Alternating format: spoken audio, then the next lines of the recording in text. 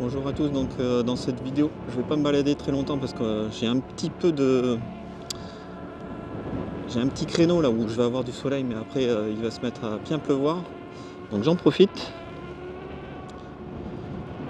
Vous avez vu dans ma précédente vidéo, j'avais testé donc très rapidement la KS16 Pro, donc la King Kong S16 Pro. Donc une roue assez surprenante pour tout le monde, elle était assez facile avec son diamètre de roue assez petit, et en même temps elle était stable grâce à son poids aussi, hein, parce qu'elle fait quand même 33 kg. Donc je pense que c'est une bonne roue polyvalente. Après elle sera pas là pour faire des sauts vu le type de suspension, le débattement et tout ça. On est sur je crois du 80 mm je crois. Donc c'est pas fait pour faire des sauts, hein. Puis la suspension elle est vraiment typée ville quoi. En gros ça reste confortable. C'est pas aussi confortable qu'une suspension hydraulique comme la Sherman S ou comme la Patton, mais c'est beaucoup mieux que la S18 comme je disais. Les seules interrogations c'est au niveau du système là, de glissière où moi je suis pas convaincu hein, que ça soit sur celle-ci ou la S22. On a vu pas mal de soucis de fiabilité au niveau des roulements là, les glissières qui se salissent, après c'est les roulements qui s'abîment. Et donc ça réclame un entretien assez régulier, surtout que là c'est vraiment pas protégé du coup également contre la poussière et tout ça. Donc si on fait vraiment que de la ville, avec un peu de pluie comme ça va, mais celui qui va faire un peu de off-road avec un peu de chemin, je pense que ça va vite s'abîmer, hein. Donc il y a cet aspect là où j'ai vraiment un doute, et puis aussi sur l'autonomie. Parce que malgré tout le moteur il est quand même assez, même si ça reste en 84 volts, il a l'air vraiment coupeux.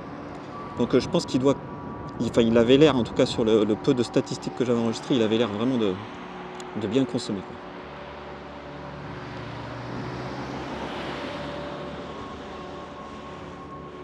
Je vais peut-être aller de ce côté, parce que j'ai peur de... Faut pas que je m'éloigne trop vu les nuages qu'il y a sur ma gauche.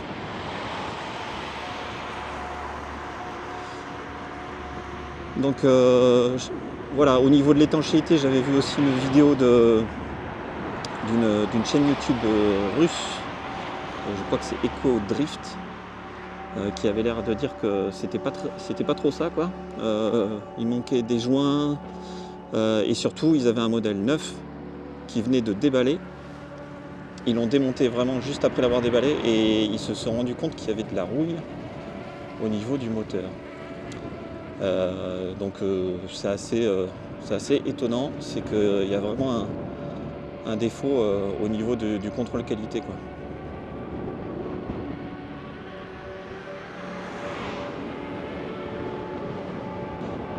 Donc c'est voilà, dans l'ensemble c'était j'ai trouvé en tout cas à l'utilisation comme ça que c'était vraiment une bonne roue.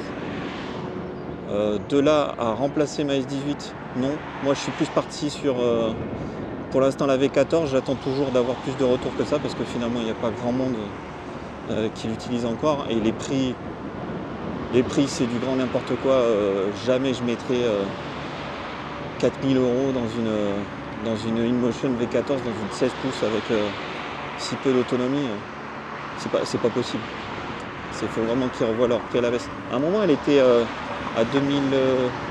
2600 sur AliExpress, je ne l'ai pas acheté, et puis là les prix sont remontés même sur AliExpress à 3700.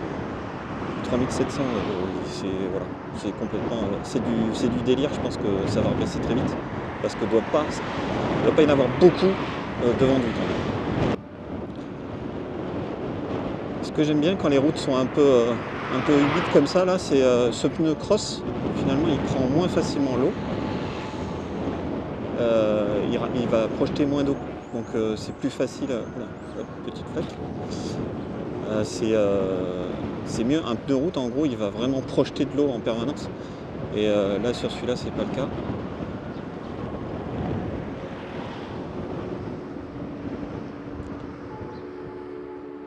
Après je sais pas comment, j'ai jamais eu de problème, mais je me méfie toujours sur route mouillée de prendre des virages un peu serrés.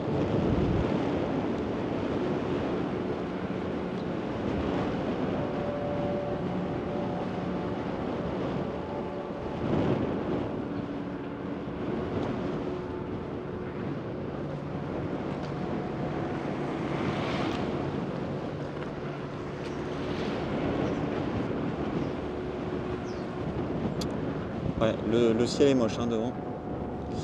Et il arrive droit sur moi. Donc on va se dépêcher de rentrer.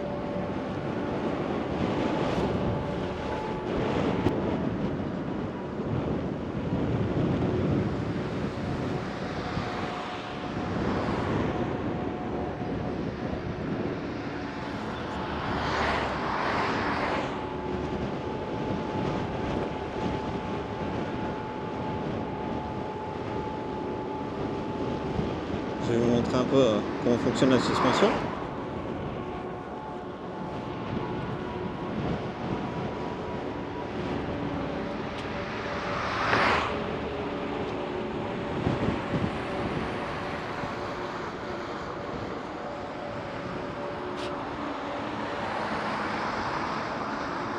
Voilà, c'est le bon exemple parce que c'est vraiment une route qui n'est pas en très bon état.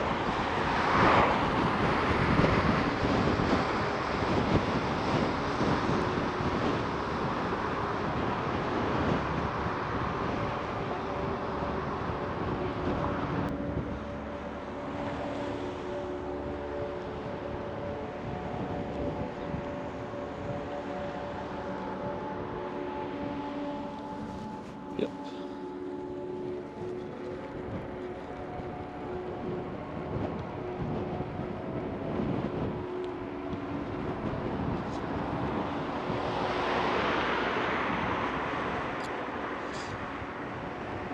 Donc, vous voyez, bon après je suis pas dans une grande ville, mais vous voyez qu'on arrive à rouler quand même avec cette Sherman en ville.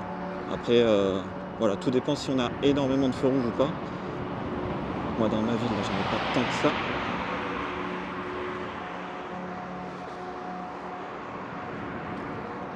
Mais ça se fait, c'est vraiment l'habitude.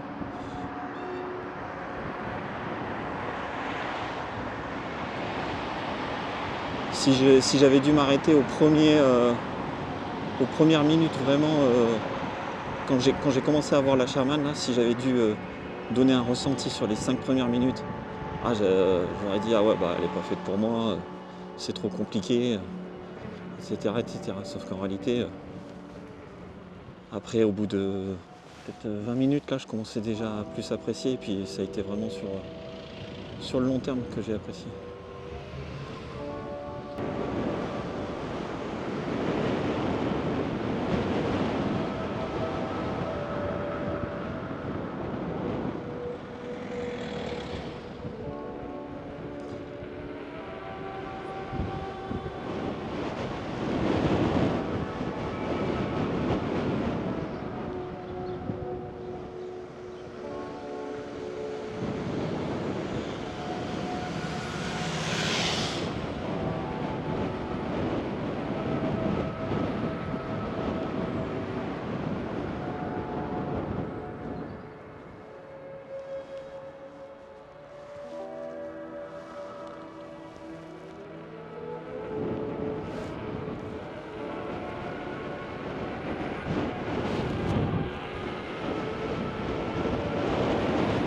Ça y est, la pluie arrive. Je vais être obligé de finir cette vidéo car mon micro, je ne pense pas qu'il soit étanche. La caméra, oui. Moi aussi, je suis étanche. La roue, moins sûr. Et j'ai pas envie de savoir en fait. Hop. Oh, le vent de face, c'est terrible pour redémarrer. Terrible, terrible. Et hop. Allez, je vous dis à bientôt. Je sais pas ce que cette vidéo va donner, mais je vais essayer de faire un montage qui ressemble un peu à quelque chose. Et puis je vous dis à bientôt.